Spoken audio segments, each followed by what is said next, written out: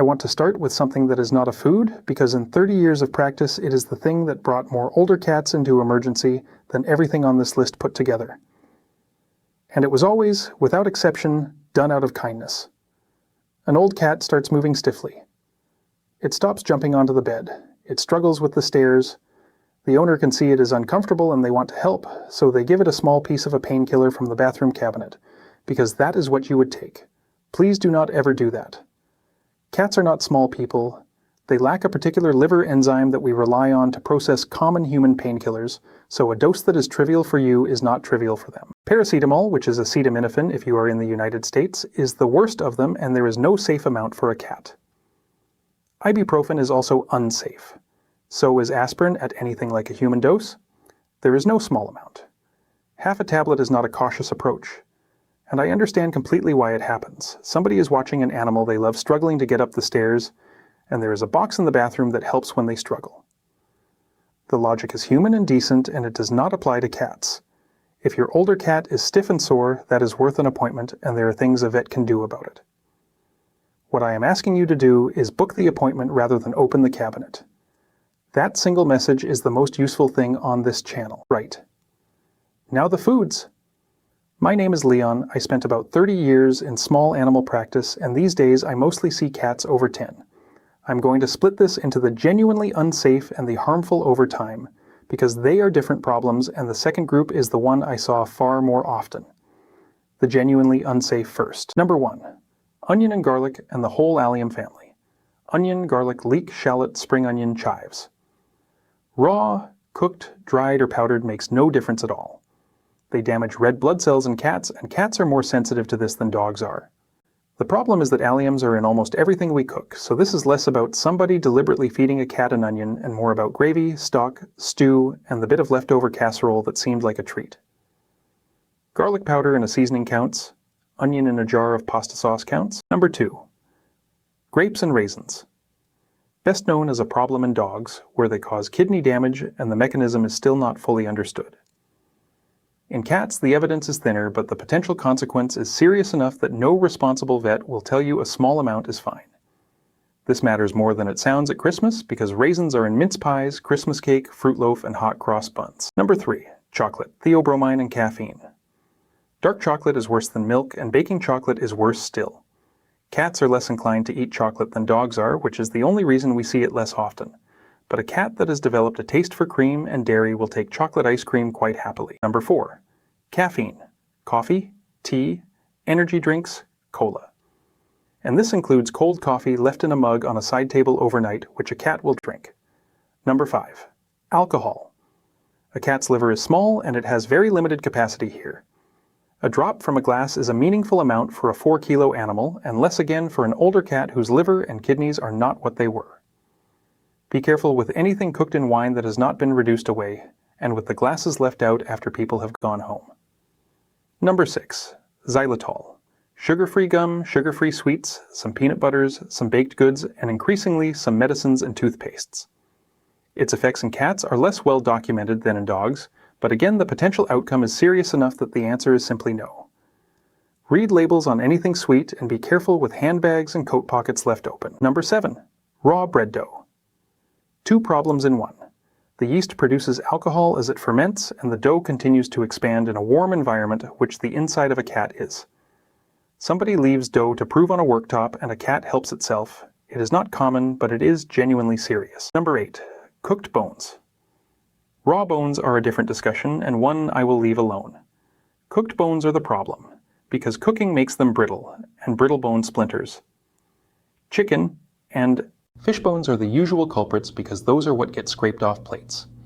An older cat with worn teeth is also less able to manage them safely than a young one. Number 9. Raw fish and too much oily fish. Raw fish contains an enzyme called thiaminase, which breaks down thiamine, and thiamine deficiency in cats causes neurological problems. Separately, a diet very heavy in oily fish can cause a painful inflammatory condition of the body fat, and it is more likely in older cats. Which brings me straight to the most common version of this. Number 10. Tuna as a staple. I am putting this on the unsafe list rather than the harmful list, because of how often it becomes the whole diet. Here is how it happens, and it is almost always with an older cat. The cat goes off its food. The owner is worried, understandably, so they offer tinned tuna because the cat will always eat that. The cat eats it enthusiastically, so they offer it again the next day. Within a fortnight, the cat is refusing everything else and eating only tuna, which is not a balanced diet for a cat and never was. It is short of several things they need and heavy in others. And there is a second problem underneath it. The reason the cat went off its food in the first place has now been papered over rather than investigated, and in an older cat that reason matters. An old cat that stops eating properly needs an appointment, not a tin. Number 11. Dog food. Not immediately dangerous, and a cat that steals a mouthful of the dog's dinner is fine. But cats need taurine in their diet and dogs make their own, so dog food is not formulated to provide it. A cat eating dog food regularly can develop heart problems and eye problems from taurine deficiency. In a multi-pet household where the dog bowl is always down, this is worth thinking about. Number 12. Liver in quantity. A small amount is fine and cats love it. Large amounts regularly cause vitamin A buildup, which affects the bones and joints and causes real stiffness and pain. I mention it specifically on a channel about older cats because the symptoms look exactly like the arthritis you were worried about in the first place. Number 13. Milk and cream. The one everybody knows and almost everybody does anyway. The great majority of adult cats are lactose intolerant. Kittens produce the enzyme to digest milk and most lose it after weaning. So the saucer of milk causes digestive upset, and in an older cat with a less robust system, it causes more. Cats do enjoy it, which is the difficulty. If you want to give something, there are lactose-free cat milks, or simply a little of the water from a tin of fish and spring water with no salt. Now the harmful overtime group, briefly, because these are the ones I actually saw week in and week out. Salt and cured meats, ham, bacon, sausage, crisps. Older cats very often have kidneys that are not working at full capacity, and a high salt load is the last thing those kidneys need. Table scraps generally, not because any single item is a catastrophe, but because it displaces balanced food, and because it is where the alliums hide, free access to dry food alone. Cats have a naturally low thirst drive, and an older cat on dry food only is quite often mildly dehydrated all the time. Adding wet food, or water to the wet food, is one of the easiest useful changes you can make. And here is a myth I want to correct, because it is on a lot of websites and it is wrong. You will read that older cats need less protein. That was the standard advice 30 years ago, and it has been overturned. Healthy older cats generally need as much protein as younger ones, and often slightly more, because they lose muscle mass with age and protein is what maintains it. If your cat has a diagnosed kidney condition, then your vet may advise a specific diet and you should follow that. But do not put a healthy 14-year-old cat on a low-protein food because something on the internet said senior cats need less. It causes muscle loss, and muscle loss in an old cat affects everything from getting into the litter tray to keeping warm. Now, if your cat has eaten something on this list, telephone your vet today, not tomorrow morning. And if it is a painkiller from the bathroom, telephone immediately because time genuinely matters with that one. Take the packaging with you so they know exactly what and how much. Do not try to make the cat bring it back up, and do not give anything at home. There. Is nothing helpful you can administer yourself, and several of the things suggested online make matters worse. If you are not sure whether it is serious, ring anyway and ask. Nobody minds. A phone call is free, and it is a great deal cheaper than the alternative, and every practice I ever worked in would rather answer a question than see the consequence of somebody not asking. Now let me spend a moment on appetite, because it is the situation most likely to bring somebody to a video like this. An older cat going off its food is common, and it is always worth taking seriously rather than solving with human food. There are practical, harmless things you can try. Warm the food slightly because scent drives appetite in cats, and warm food smells more. Use a wide, shallow dish because a deep bowl presses on the whiskers, and some cats will simply stop eating rather than tolerate it. Raise the bowl a couple of inches so a stiff neck is not craning down. Move the food away from the water and away from the litter tray. Try a different texture rather than a different flavor, because texture preference is often the real issue. And check the mouth, or rather notice the mouth. A cat that approaches the food and then walks away, or chews on one side, or drops food, or has noticeably bad breath, very often has a painful tooth. Dental disease in older cats is extremely common and extremely underreported, because a cat with a sore tooth simply adjusts and carries on. None of that is treatment. It is making eating easier while you get an appointment, and any of it is better than a tin of tuna that hides the problem for a fortnight. Now, while we are on the subject of things given out of kindness, there are 3 more that are not food and that belong in the same conversation. The first is lilies. I want to be emphatic about this one because it is the single most serious plant risk to cats, and a great many owners have never heard it. True lilies and daylilies cause severe kidney damage in cats. Every part of the plant is involved, including the pollen. A cat does not need to eat the flower. It can brush past a bouquet, get pollen on its coat, and then groom it off, and that is enough. This matters most because lilies arrive as gifts. Somebody sends flowers, they go in a vase on a side table, and nobody thinks about it. If you have a cat, lilies do not come into the house, and it is worth saying so to family and friends rather than being polite about it. If your cat has been anywhere near lilies, that is an immediate phone call, not a wait and see. This is one where hours genuinely matter. Other plants worth knowing about. Poinsettia at Christmas, amaryllis, cyclamen, azalea and rhododendron, sago palm, tulip and daffodil bulbs, which are a spring problem if your cat digs, and Dieffenbachia and philodendron, which are extremely common houseplants. The second is flea and worm treatment meant for dogs. This one distresses me more than almost anything else on this list, because the intention is always good and the outcome can be very bad. A number of dog flea treatments contain permethrin, which is safe for dogs and is not safe for cats at those concentrations. Somebody has a spot on treatment for the dog in the cupboard, the cat has fleas, and they use a smaller amount on the cat thinking they are being careful. There is no careful amount. Never use a dog product on a cat, and never split a large dog dose. It also matters in the other direction. If you treat a dog with a permethrin product and the cat sleeps against the dog or grooms it, that is a genuine route of exposure. Keep them apart until it is dried properly, and do not use supermarket flea collars or the cheapest shop treatments on an older cat without asking. Some of the older active ingredients are considerably harsher than what a vet will dispense, and an older animal has less margin. The third is essential oils and diffusers. These have become extremely popular and they are marketed as natural, which people reasonably read as harmless.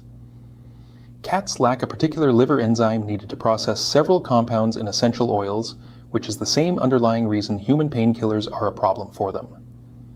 Tea tree is the worst offender. Eucalyptus, pine, citrus, peppermint, cinnamon, and wintergreen are all on the list.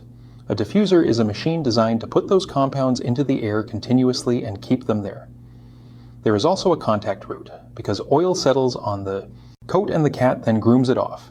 If you keep cats, no diffusers and no oils applied anywhere the cat goes. Open a window instead. Now let me tell you what an older cat should actually be eating, because a list of what to avoid is not much use on its own. Start with a good quality complete cat food, wet or a mix of wet and dry. Complete matters because cats have requirements that are genuinely specific and difficult to meet by improvising. Wet food does two jobs. It provides protein in a form they take readily, and it gets water into a species with a naturally low thirst drive.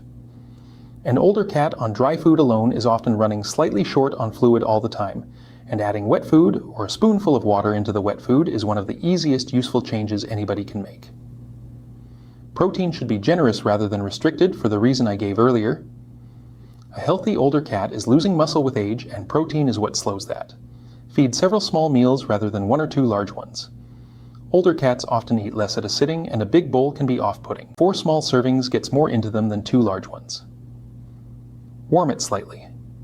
Scent drives appetite in cats far more than taste does, and food straight from the fridge smells of very little. 10 seconds is enough, and check it with a finger. Use a wide shallow dish rather than a deep narrow bowl so the whiskers are not pressed. Raise it a couple of inches so a stiff neck and shoulders are not craning down. Keep the water away from the food, and put extra water bowls in the places the cat actually spends its time rather than one perfect bowl in the kitchen. And weigh them monthly. I keep saying it on this channel, and I will keep saying it, because a written weight over a year is worth more to your vet than almost anything else you can bring in. If your cat has a diagnosed condition, follow the diet your own vet has recommended over anything I have said here. They know the animal, and I do not. One more practical thing before I finish, because it is the question I get asked most, and almost nobody wants to raise it. When is it worth ringing, and when can it wait until morning? Ring straight away, whatever the hour, for any of these. A painkiller or any human medicine taken. Anything to do with lilies. A dog flea product used on the cat. Any difficulty breathing or open mouth breathing in a cat that is not hot. Straining in the litter tray with little or nothing coming out, particularly in a male. Or collapse and weakness in the back legs. Ring in the morning, but do ring for these, off food for a day. A noticeable increase in thirst. Weight you can feel has gone. Hiding when they never used to. Going beside the tray rather than in it. Bad breath with a change in how they eat. And here is the part that is genuinely about money as much as medicine. The same problem seen on a Tuesday afternoon costs a fraction of what it costs at 10 on a Saturday night. Out of hours, fees are substantial everywhere, and they are not a markup so much as the real cost of keeping somebody awake and available. Older cats very rarely go from perfectly well to emergency in a single step. They go from slightly different to noticeably different to emergency. We miss the first two stages because they are so quiet, and then we pay for the third at the worst possible rate. So noticing at stage 1 is not only kinder, it is the cheapest version of every problem your cat is ever going to have, which means the most valuable thing in this entire video is not the list of foods. It is the habit of noticing. Weigh them monthly. Write down 3 things they have stopped doing. Look in the litter tray even though nobody wants to. That takes about 5 minutes a month, and it is worth more than anything I could tell you about what not to feed them. I have written all of this into a short manual. The full safe and unsafe lists laid out so you can check something in 10 seconds rather than searching while you are worried. What actually changes in a cat after about 10 and what is worth investigating against what is genuinely just age.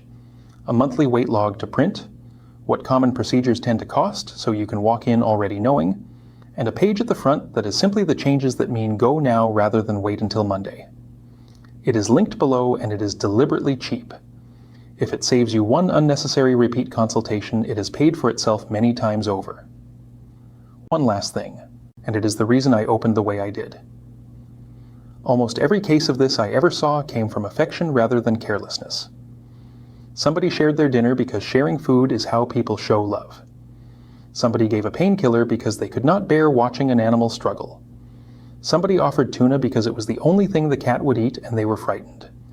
None of that is neglect. It is care pointed in the wrong direction. So if you want to give your old cat something, give it a warm place to sleep off the floor, a litter tray with a low side it can step into rather than climb, a box as a step up to the windowsill it has stopped using, and a wide, shallow dish raised a couple of inches.